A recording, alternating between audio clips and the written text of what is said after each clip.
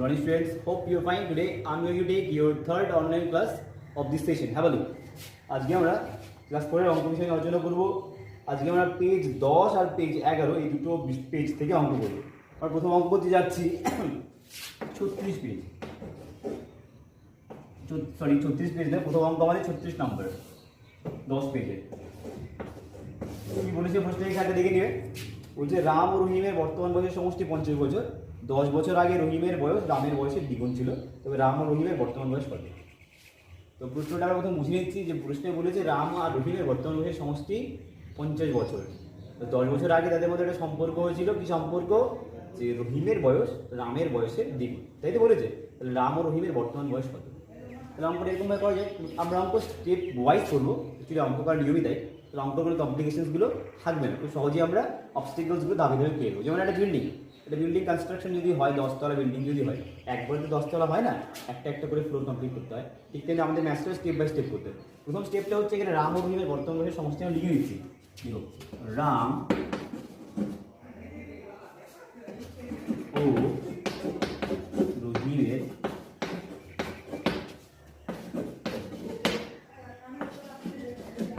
বর্তমান বয়সের সমষ্টি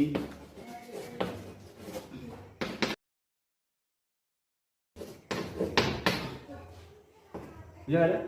সেকেন্ড কি বলছে, 10 বছর আগে তাদের বয়সের সমষ্টি কত ছিল জানতে হবে। দেখো 10 বছর আগে শুধু রাম আর রহিমের বয়সের সমষ্টি যখন আমরা এগোতে যাবো, 10 করে কমালে হবে না। বলছে পৃথিবীর সকল প্রাণীর বয়সই 10 করে কমে যাবে। খুব সহজে লিখতে পারছি। 10 বছর আগে রাম ও রহিমের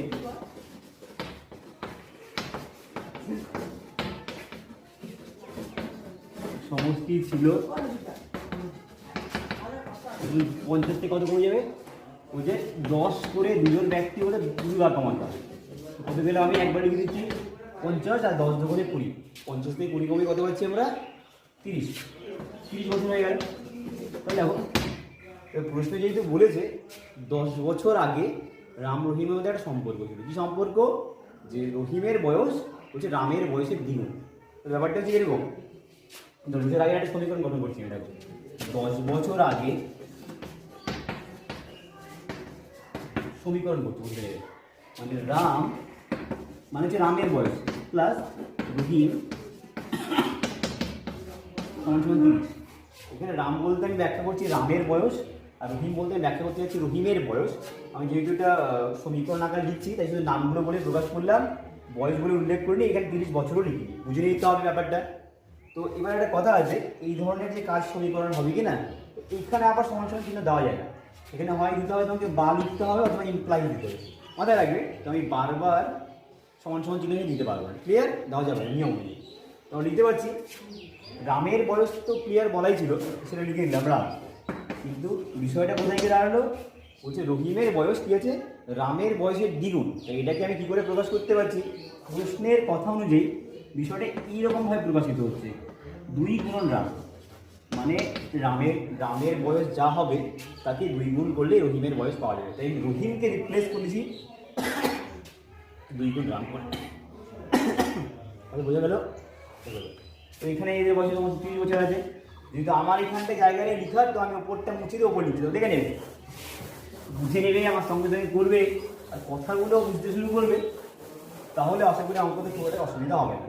তো এখানে একটা রামের বয়স, এখানে 2টো রামের বয়স, তো মোট কটা রামের বয়স হচ্ছে এখানে 30। আমরা খুব সহজেই বলতে পারছি 3 গুণ রাম, অর্থাৎ 3টে রামের বয়স হচ্ছে তোমার 30। তো শুধুমাত্র রামের বয়স বলা যাবে কি? নিশ্চয়ই বলা যাবে। তো রাম ইজ ইকুয়াল টু 30 কী করতে হবে?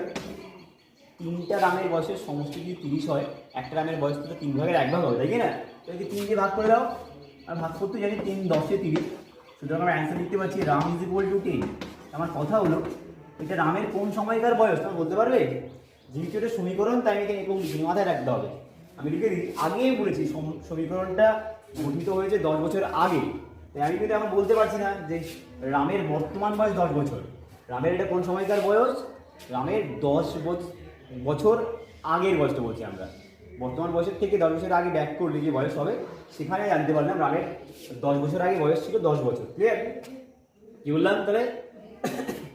10 বছর আগে রামের বয়স ছিল 10 বছর। তা বর্তমান রামের বয়স কত হবে? খুবই সহজ। 10 বছর আগে যদি কারো বয়স 10 বছর হয়, তো বর্তমান তার বয়স কত হবে? সেই 10 যোগ করলেই বর্তমান বয়সে পৌঁছে যেতে পারছি আমরা। তাহলে এবার লিখি আমরা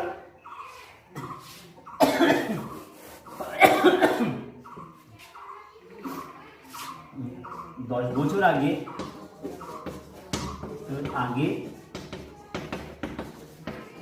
রামের বয়স ছিল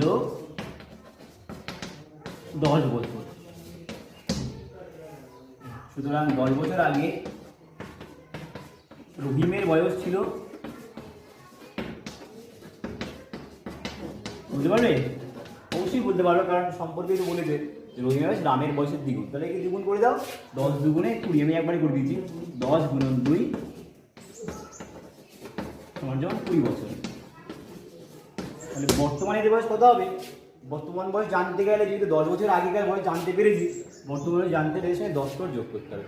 যোগ করে দিচ্ছি। সুতরাং অ্যান্সার লাইন ক্লিয়ার করতে আমাদের কি লিখছি আমরা? সুতরাং বর্তমানে রামের বয়স কত হলো? 10 বছর আগে 10 ছিল, এখন 10, অর্থাৎ 20 বছর। আর বর্তমানে রহিমের বয়স কত হবে? 10 বছর আগে 20 ছিল, তাহলে এখন 10 যোগ করলাম সমান 30 বছর। বুঝা গেল অঙ্কটা? তাহলে আমি আবার একটু সংখ্যা বলে দিচ্ছি। এবার আমরা 38 নম্বর অঙ্কটা বলে দেখে নাও।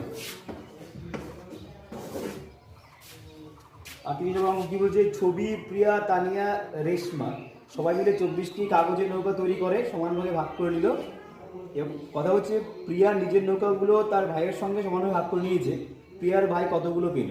প্রথম প্রশ্ন হচ্ছে এখানে কজন ক্যারেক্টার আছে, নামগুলো পড়ছি। ছবি, প্রিয়া, তানিয়া, রেশমা, অর্থাৎ 4 জনে কাগজের নৌকা বানিয়েছে। কটা লিখি? তাহলে আমি অঙ্কটা ধাপে ধাপে করার চেষ্টা করছি। 4 জনে মোট কাগজের নৌকা বানিয়েছে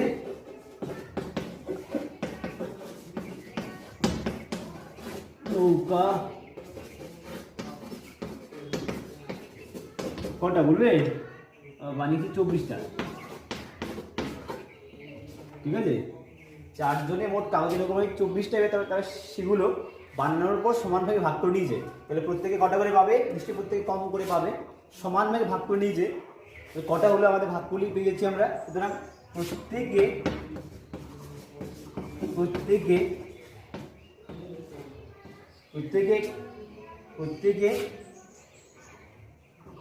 নৌকা পেয়েছে।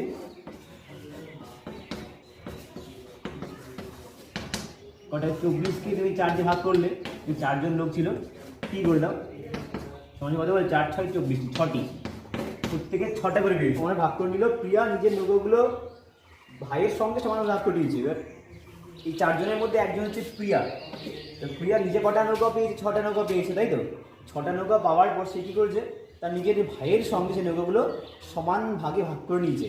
তাহলে তার ভাই কটা নৌকা পেয়েছে? অর্থাৎ দুজনে 6টা নৌকা নিয়েছে, তাহলে একজন কটা নৌকা পেল? অর্থাৎ প্রিয়াও তার ভাই নৌকা পেয়েছে হচ্ছে 6টা, তাই তো? প্রিয়ার নৌকাটা প্রিয়া তার ভাইয়ের সঙ্গে সমানভাবে ভাগ করে নিয়েছে। তো কজন লোক হচ্ছে এখানটায়? 2 জন হচ্ছে। দুজনে 6টা নৌকা যদি পেয়ে যায়, তাহলে একজন কটা করে পাবে? যেহেতু সমানভাবে ভাগ করে নিয়েছে, 6কে 2 ভাগ করলে পেয়ে যাচ্ছি আমরা।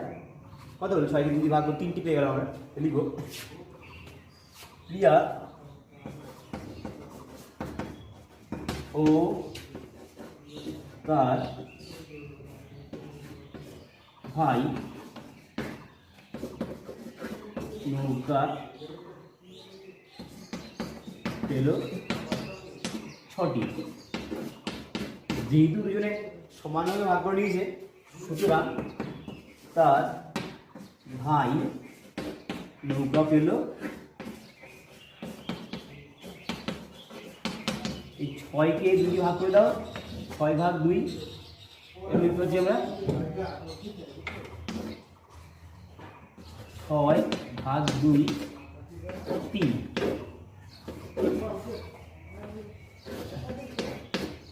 3টি।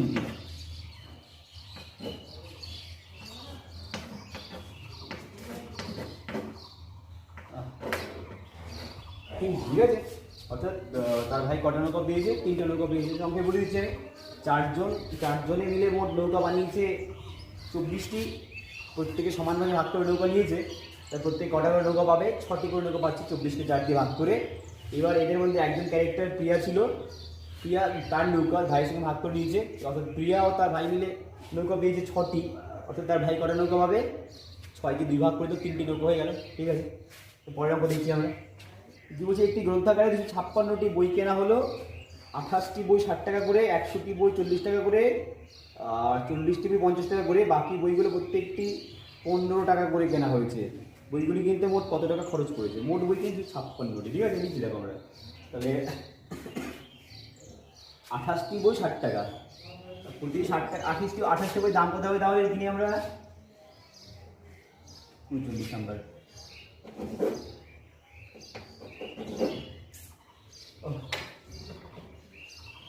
আমরা কত নাম্বার অঙ্ক করছি এবার? 39 নাম্বার।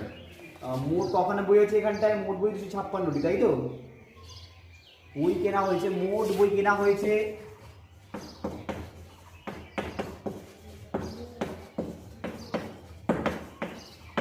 256টি।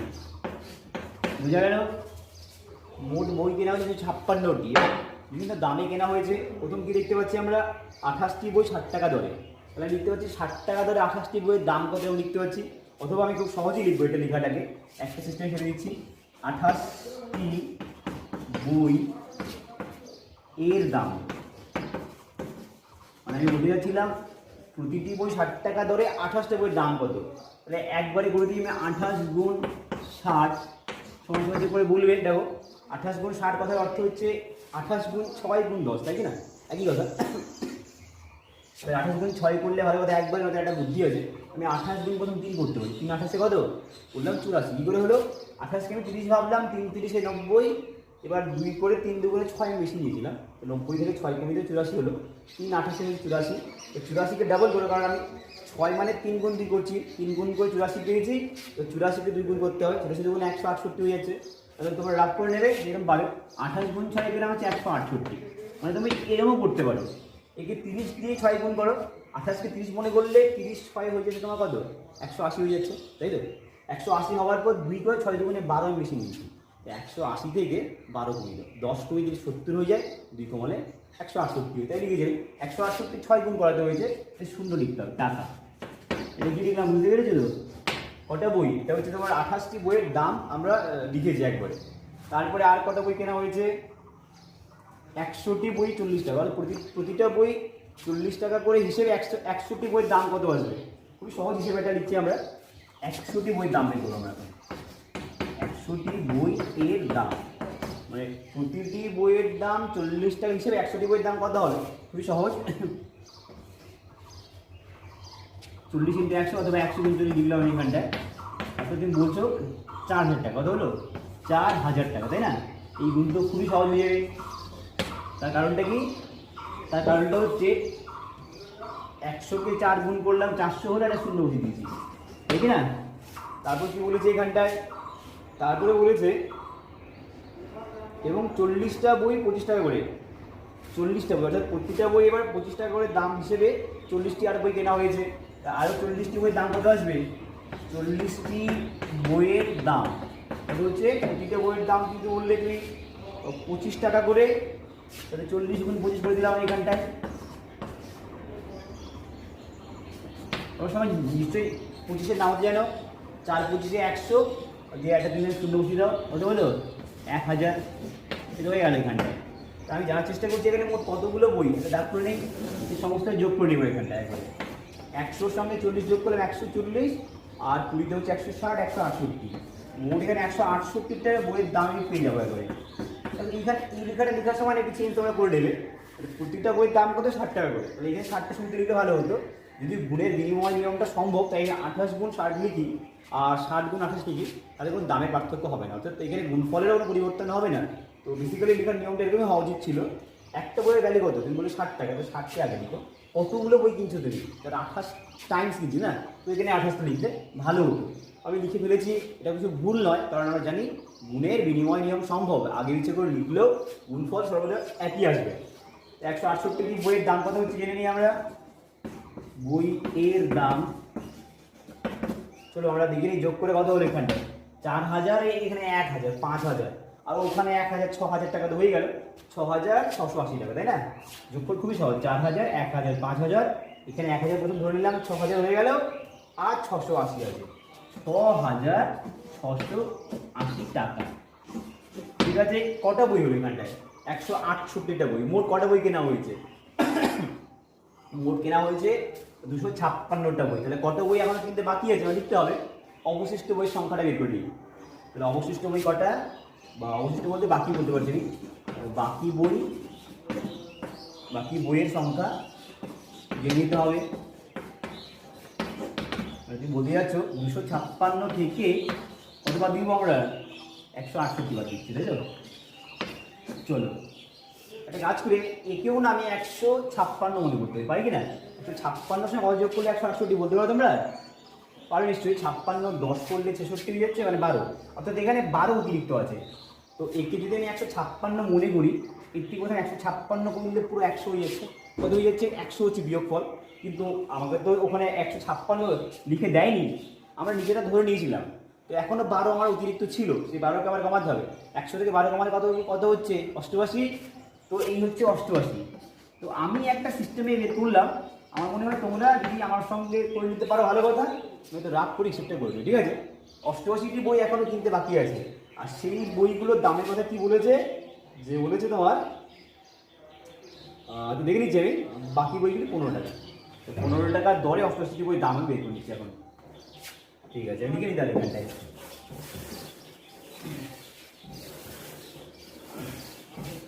মুছে দিলাম আমি এখানটায়। তাহলে 15 টাকা দরে 88টি বইয়ের দাম কত? লিখে বাকি 88টি বইয়ের দাম কত বলছো তুমি? 88, একটা বইয়ের দাম কত টাকা বললে? 15 টাকা। তো 15 গুণ 88 লিখে টাকা লিখলাম, গুণ করছি এখানটায় আমরা। 88কে আমি 90 মনে করতে পারি, পারি কিনা বলতো? নিশ্চয়ই পারি। 90 মানে 9 15 তো খুব সহজে বলা যায়। 9 15-তে 135, তখন নিশ্চয়ই 15 নামতা পারবে। 90 15-তে কত হচ্ছে? 1350। ঠিক আছে, আমাকে 88 বার 15 নিতে বলছি, আমি 90 বার নিয়েছি, মানে দুবার 15 দুগুণ 30 আমি বেশি নিয়েছি। তাহলে আমি উত্তর কত পেয়েছি? 1350 পেয়েছি না? কত পেয়েছি? আমি পেয়েছিলাম 90 15-তে 135 মানে 1350। 1350 থেকে 30 কমে যাবে, 1320। কত পেলাম? 1320। এটা কোন বইগুলোর দাম? ওই 88 কিছু বাকি বই ছিল, তার দাম বেরিয়েছে 1320 টাকা। আর 168টা যে বই ছিল তার দাম হচ্ছে 6680 টাকা। আমাদের কাছে প্রশ্ন জিজ্ঞেস করেছে স্যার, যে কিনা তোমার বইগুলো কিনতে মোট কত টাকা খরচ হয়েছে। মানে এই হচ্ছে প্রথম 168টা বইয়ের দাম হচ্ছে এই টাকাটা 6680 টাকা, আর পরে 88টা বইয়ের দাম হচ্ছে 1320 টাকা। সব মিলে খরচটা হবে, তাই কি না? যোগ করে নিচ্ছি আমরা, এই 6000 আর এই 1000 হচ্ছে 7000, এই 600 আর 300 হচ্ছে 900, 80 কুড়িতে হচ্ছে 100, অর্থাৎ 900 টা 1000 হয়ে গেল। অর্থাৎ মোট কত হলো তোমার? 8000 টাকা হয়ে যাচ্ছে। এই দুটো তো 60,000 হয়ে আছে, 680 আর 320-তে তোমার 1000, মোট কত টাকা হলো? 8000 টাকা লাগলো। এবার হিসাব করে দেখাচ্ছি আমি। অর্থাৎ সব বই কিনতে মোট খরচ হয়েছে, বা একটু ভালো করে লিখে এরকম, অতএব 256, তাই না? টি বই কিনতে মোট খরচ হয়েছে। কত খরচ হয়েছে বলবে? আমি তো বলে দিলাম হিসেবটা আগে, 6680 যোগ 1320, এই দুটোকে একসঙ্গে করলাম, যোগ করে নেবে, পেয়েছি আমরা 8000 টাকা, ঠিক না? পাই, তাহলে আমাদের এখানে উত্তর হয়ে গেল। এটা তো উত্তর লিখে নেবে, সমস্ত বই কিনতে মোট কত টাকা খরচ হয়েছে? 8000 টাকা। শেষ। এবার আমি এটা সহজ অঙ্ক তোমাদের দেখাচ্ছি। তাহলে মুছে দিলাম আমি, দেখে নাও।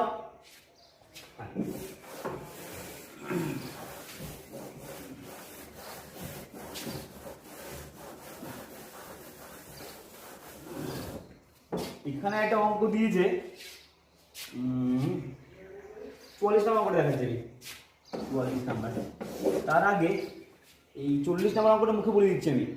একটি ট্রেন 1 ঘন্টায় 45 কিমি যায়, ওই গতিতে 2 ঘন্টা চলার পর ট্রেনটি তার গতিবেগ ঘন্টায় আর 55 কিমি। সো আমি ভালো করে বলছি, একটি ট্রেন 1 ঘন্টায় 45 কিমি যায়, ওই গতিতে 2 ঘন্টা চলার পর ট্রেনটি তার গতিবেগ বাড়িয়ে ঘন্টায় 55 কিমি বেগে আরও 2 ঘন্টা চললো। ট্রেনটির মোট কত দূরত্ব অতিক্রম করেছে? আমি না লিখে আমি হিসেবে দেখিয়ে দিচ্ছি তোমাদেরকে, ভালো লাগবে।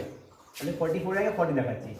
কী বলছে, প্রথম ট্রেনটা কীরকমভাবে চলছে, যে 1 ঘন্টায় তোমার 45 কিমি যাচ্ছে, তোমরা লিখে করবে। হ্যাঁ, এরকমভাবে ক ঘন্টা চলেছে? 2 ঘন্টা চলেছে।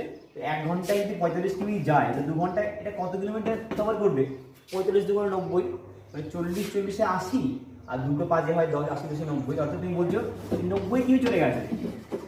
প্রথম 2 ঘন্টা চলার পর ট্রেন কী করছে, স্পিডটা না এক্সেলারেট করেছে। করে কি, আগে যেমন 45-এ চলছিল, 45 কিমি/আওয়ার চলছিল, এখন কী করছে 55 কিমি/আওয়ার, মানে 55 কিমি/ঘন্টা গতিবেগ করে নিয়েছে। তো সেকেন্ড টাইম গতিবেগ কিন্তু 55 কিমি হয়েছে। এই গতিবেগে সে কতটা পথ, মানে কত সময় চলেছে দেখি বলছি কিনা, গতিবেগ বাড়িয়ে যখন 55 কিমি হয়েছে, তাতে আরও 2 ঘন্টা চললো। তাহলে এবার ঘন্টায় 55 কিমি যেতে পারে এমন করে 2 ঘন্টা চলেছে। তো 2 ঘন্টায় কত যাওয়ার কথা? 55 55তে 110 যাওয়ার কথা, তাই তো? তাহলে মোট কত কিমি গেল? আমরা সহজেই বলতে পারছি 110 আর 90, মানে 200 কিমি পথ চলে গেছে, 200 কিমি। এই অঙ্ক আমি লিখলাম না, লিখলে বেশ সময় লাগছে, তোমরা কিন্তু বাড়িতে সবাই লিখে করবে, কথা বুঝতে পারছো কি বললাম আমি? মানে ঘন্টায় 45 কিমি হিসেবে 2 ঘন্টায় দূরত্ব অতিক্রম করবে 90 কিমি। এবার যেহেতু গতিবেগ বাড়িয়ে নিয়েছে, ঘন্টায় 55 কিমি হিসেবে 2 ঘন্টায় দূরত্ব অতিক্রম করবে 55 × 110 কিমি, অর্থাৎ 4 ঘন্টা সময় ট্রেনটা চলেছে। 4 ঘন্টায় মোট কত দূরত্ব অতিক্রম করেছে? 200 কিমি দূরত্ব অতিক্রম করেছে, বোঝা গেল? তাহলে পরে এবার আমি আরেকটা অঙ্ক দেখাবো, 44 নাম্বার সহজ অঙ্ক আছে। কি বলেছি দেখি একটু আমি, এখানে বলেছি কি, বলছে 0.007 আর 0.04 এই সংখ্যা দুটির মধ্যে কোনটি বেশি, কত বেশি? একটা সংখ্যা বলছে 0.007, তাই তো? এই সংখ্যা দুটোকে পাশাপাশি লিখছি। আর একটা সংখ্যা লিখেছে 0.04, তাই তো লিখেছে? তার কথা আছে, দশমিকের পর যে সংখ্যাগুলো থাকে কিনা, তারপর যদি আমি এক্সেসিভ নাম্বার 0 যদি বসে দিই না, তার ভ্যালুর কোনো পরিবর্তন হয় না, বুঝতে পারো? অর্থাৎ তুমি যদি এখানেও বেশ কয়েকটা শূন্য অ্যাড করে দাও, এখানে বেশ কয়েকটা শূন্য অ্যাড করে দাও, তাহলে সংখ্যার কোনো ভ্যালুর পরিবর্তন হবে না। কিন্তু এবার দেখতে পাচ্ছি এর দশমিকের পর 3খানা ঘর আছে, এখানে দশমিকের পর 2টো মাত্র ঘর আছে। যেহেতু এর ঘরের পার্থক্য আছে, এই কারণে আমরা সংখ্যাগুলো কি ঠিকঠাক করে কি করতে পারছি না, চিনতে পারছি না বড় ছোটটা। বড় ছোট ভালো করে চেনার বুদ্ধিটা কি আছে, এখানে একটা শূন্য বসিয়ে দাও, অর্থাৎ একেও 3 ঘর বানিয়ে দাও। তুমি যে শূন্য বসিয়ে দিলে, এতে সংখ্যার যদি কোনো ভ্যালুর পরিবর্তন হয়নি, তোমরা সহজে বসাতে পারছি। তোমরা খুব সহজেই বুঝতে, দশমিকটা যদি এখন ইগনোর করি না, এই সংখ্যাটা মানে বোঝাচ্ছে 7 মতো যখন দশমিক নেই, আর নিচের সংখ্যাটা মানে বোঝাচ্ছে 40 মতো। তাহলে কিন্তু আমি এখন দেখিয়ে বলতে পারছি কে বড়, যে নিচের সংখ্যাটাই বড়, নিচের দশমিক ভগ্নাংশটি, বোঝা গেল? তাহলে কতটা বড় সেটা দেখাতে বলেছি, দেখা দেবে এরকম বিয়োগ করে দেখাও। তো 0.04 ছিল, অর্থাৎ 0.4 ছিল, আর একটা শূন্য বসিয়ে দেবে, আর 0.007 ছিল। কত কম বলেছে আমাদের? 40 থেকে 7 কমাতে নিশ্চয়ই তোমার পারবে, বলো কত হবে? 33, তাই না? 33 লিখবো আমি, আর এখানে একটা শূন্য রয়েছে, দশমিক দিলাম, উত্তর হচ্ছে 0.033। মনে রাখবে, দশমিকের পর থেকে কোনো অঙ্ককেই একবারে করা যাবে না, তখন ছেড়ে ছেড়ে পড়তে হবে, বোঝা গেল? উত্তর লিখবে যে তোমার 0.04 ভগ্নাংশটি 0.07 ভগ্নাংশর থেকে 0.033 বড় বা বেশি, বোঝা গেল? তাহলে ছোটো বড় যাচাই করার সময় দশমিক ভগ্নাংশের ক্ষেত্রে অবশ্যই ফলো রাখতে হবে, মানে ফলো করতে হবে দশমিকের পরে ঘর সমান আছে কিনা। যদি সমান থাকে তবে সহজেই বলতে পারছি, আর সমান না থাকলে তোমার সমান করে নেবে। ক্লিয়ার? এবার দেখো, তোমাদেরকে আমি আরেকটা অঙ্ক দেখাচ্ছি, মুখোমুখি বলার চেষ্টা করছি। একটি রঙিন ঘুড়ির 0.4 মানে 0.4 অংশ লাল, 0.2 অংশ হলুদ, বাকিটা হচ্ছে নীল রং। ঘুড়ির কত অংশ নীল? এবার দেখো, অংশের অঙ্কে কাজ করতে গেলে না সবসময় সমগ্র অঙ্কটাকে, সমগ্র অংশকে 1 ধরে নিতে হবে, মনে রাখবে। তাহলে আমি বললাম যে 1 অংশ হচ্ছে পুরো ঘুড়িটা, মানে এই যদি একটা ঘুড়ি হয়, পুরোটাকে আমি 1 অংশ ধরে নিচ্ছি, বুঝে গেল ব্যাপারটা? তার মধ্যে কিছুটা অংশ মানে 0.4 মতো বলেছে কি লাল, ধর আমি এর 0.4 বলতে পারি, এইটু বোঝালাম, এটা আমি লাল করেছি, বুঝা গেল? তার বলছে 0.2 বলতে কিছু একটা অংশ আছে, যে এটাকে আমি কী করেছি, এখানে কী করেছি তোমার হলুদ করে দিয়েছি। তো বাকিটা কত? তাহলে কী করতে বলো, 0.4 আর 0.2 কে আমার যোগ করতে হবে। তো লাল আর হলুদ মিলে কত অংশ হলো? 0.4 আর 0.2 যোগ করে 0.6 অংশ হয়ে যাচ্ছে, মুখে বলা গেল, তাই না? এবার আমি বলছি সমগ্র ঘড়িটা তো এক, তাই না? একের থেকে এক সমগ্র ঘড়ি হচ্ছে লাল নীল হলুদ সবাই মিলে হচ্ছে তোমার এক। কথা বোঝা গেল তো? ঠিক হচ্ছে এক লিখেছে আর 0.6 লিখেছে, কোনটা বলো? এক মানে তো 1.0 বোঝাচ্ছে, এক বড় কাদের থেকে? প্রত্যেকটি প্রকৃত ভগ্নাংশ থেকে এক তোমার কি বড় হইলে, বুঝতে পারছো? তাহলে এক অংশ হচ্ছে সমগ্র ঘড়িটা, লাল আর নীল মিলিয়ে বা হলুদ নীল তুমি বললে 0.6 হয়েছে, মানে 0.4 আর 0.2। আমি মুখে বলছি, আমাকে তোমার লিখে বলবে এটা 0.6 হলো। যে কত অংশ করে থাকলো, 1 থেকে 0.6 বাদ দিলে কত পাচ্ছি বলতে পারবে? 0.4। মানে এক বলতে প্রকৃতপক্ষে 1.0 বোঝাচ্ছে। কি বলছে? 1.1 কি বলছে? 1.0 বোঝাচ্ছে। 1.0 থেকে 0.6 কমিয়ে দিলে 0.4 পাওয়া যায়, বুঝতে পারলে? অঙ্ক লিখে বললে কি লিখতে হবে? ধরি সমগ্র ঘড়িটি এক অংশ, লাল রং করা হয়েছে ঘড়িটিতে 0.6 অংশ, হলুদ রং করা হয়েছে 0.2 অংশ, লাল ও হলুদ রং করা হয়েছে, যোগ করবে 0.6 যোগ 0.2, 0.6 অংশ হয়ে গেল।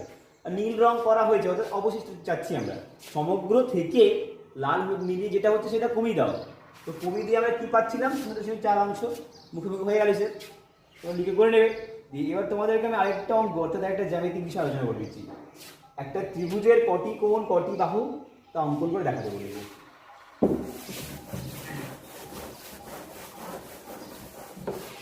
এই একটা ত্রিভুজ এঁকেছি, তাই তো? অর্থাৎ 3টি বাহু দ্বারা সীমাবদ্ধ কোনো সামুদ্রিক চিত্রকে ত্রিভুজ বলে, তাই কি না? এইটা ত্রিভুজ কেন করে ত্রিভুজ হয়েছে? এখানে 3খানা বাহু আছে, আর 3টা বাহু কিরকম বলতে পারে? এই সরল রেখা কি বক্ররেখা? তোমরা বলবে সরল রেখা, অর্থাৎ এই রেখাগুলো উভয় দিকে যদি বর্ধিত করি না, সরল রেখা বলবো না, এরা রেখাংশ বলবো, কারণ এদের একটা ফিনিশিং পয়েন্ট আছে, শেষ বিন্দু আছে, প্রান্ত বিন্দু আছে, এরা রেখাংশ। তো 3টি সরল রেখাংশ নিয়েছি আমি, দিয়ে এরা একটা সামুদ্রিক ক্ষেত্রকে আটকে দিয়েছে, কাভার করেছে, আবদ্ধ করেছে। তো সেই সামুদ্রিক চিত্রটার নাম হলো তোমার ত্রিভুজ। ত্রিভুজকে আমরা ইংলিশে ট্রায়াঙ্গেল বলছি। তো ত্রিভুজের কটা বাহু? এই প্রত্যেকটা সাইডকে আমরা একটা করে বাহু বলতে পারছি, বুঝতে পারলে? এগুলো হচ্ছে একটা করে বাহু। আর যদি কোণ বলে, যখন দুটো বাহু মিলিত হয়েছে, একটা বিন্দুতে মিলিত হয়েছে, তখন তো একটা কোণ তৈরি হয়েছে। যেখানে কটা কোণ উৎপন্ন হয়েছে? এর কোণ উৎপন্ন হচ্ছে 3খানা কোণ উৎপন্ন হয়েছে। নাম যদি বলি, ধরো এরকম এবিসি নাম দিলাম, এবিসি। সবসময় নামগুলো দেওয়ার চেষ্টা করবে বড় হাতে, আর হচ্ছে anti clock wise. Anti clock মানে হচ্ছে ঘড়ির কাঁটা যেদিকটায় ঘুরে কিনা, তো উল্টো দিক ঘোরাতে হবে, কথা বোঝা গেল? তো এবিসি হচ্ছে এই চিত্রটির নাম, অর্থাৎ এটি কি ত্রিভুজ, চিত্রের নাম হচ্ছে ত্রিভুজ এবিসি। এর কটা বাহু আছে? 3খানা বাহু আছে। নাম কি হলো? একটা বাহুর নাম বলছি আমি এবি। তোমরা যদি কেউ বিয়ে বলো, ভুল বলোনি, এবি অথবা বিয়ে বলা যেতে পারে। আরেকটা বাহুর নাম বিসি, আরেকটা বাহুকে আমি সিএ বলছি। যদি কেউ নাম চেঞ্জ করে বলে, সেটাও কোনো পরিবর্তন হয় না। এবি বা বিয়ে, একটা বাহু বিসিকে সিবি বলা যেতে পারে, সিএকে এসিও বলা যেতে পারে, বোঝা গেল? এই 3খানা বাহু আছে। আবার কি বলছি? কোণ আছে 3টা। কি করে 3টা কোণ উৎপন্ন হচ্ছে? দুটো বাহু যেখানটায় একটা বিন্দুতে মিলিত হয়েছে, ওখানে একটা কোণ উৎপন্ন হয়েছে, তাই না? এটা কোণ হয়ে গেছে একটা। কটা কোণ আছে এখানে? এই কোণ একটা দিয়েছি, বি কোণ, সি কোণ। এবার এই কোণটার একটা নাম কোণ এও বলতে পারি, আর যদি আমি বড় করে লিখে তাহলে লিখতে হবে বিএসি, অর্থাৎ একে মাঝখান থেকে নাম ক্লিয়ার করতে হবে। কেউ বিএসি বলেও ওকে পরিচয় দিতে পারে, কেউ একে সিবিও বলতে পারে। তো আমি আপাতত লিখলাম হচ্ছে বিএসি। অথবা কেউ যদি শুধুমাত্র কোণ এ বলে, সেটাও বুঝেছে। আবার এই বি কোণের নাম কি বলতে পারি আমি? কোণ এবিসি। ও আরেকটা কোণের নাম কি দিতে পারি আমি? কোণ এসিবি, বুঝে গেল? এই 3খানা আমি কোণ দেখালাম, ঠিক আছে? এবার আজকে তোমাদেরকে আমি আজকে এখানে ক্লাস শেষ করছি।